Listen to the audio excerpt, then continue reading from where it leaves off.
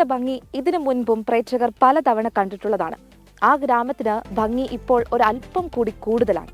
ഒരു നാട് മുഴുവൻ ആമ്പലുകൾ കൊണ്ട് നിറഞ്ഞാൽ എന്തായിരിക്കും? തിരക്കിൽ നിന്ന് കുറച്ചു മാറണം, പിന്നെ അങ്ങോട്ട് കാഴ്ചകൾ മാറും. ഗ്രാമീണതയുടെ ഭംഗി ആവോളം ആസ്വദിക്കാനാകും. പ്രകൃതി സൗന്ദര്യം ഒളിപ്പിച്ചു വെച്ചിരിക്കുന്ന ഒലിപ്പുറം പിന്നെ നെല്ലറകളുടെ നാടാകും, ആമ്പലുകളുടെ നാടാകും.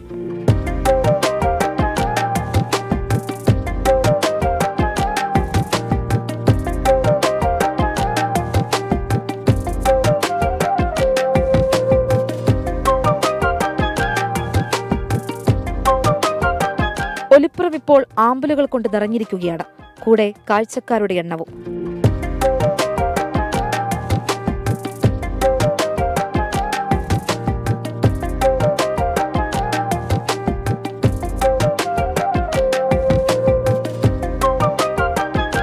അവധി ദിവസമായാൽ കാഴ്ചക്കാരുടെ എണ്ണം കൂടും.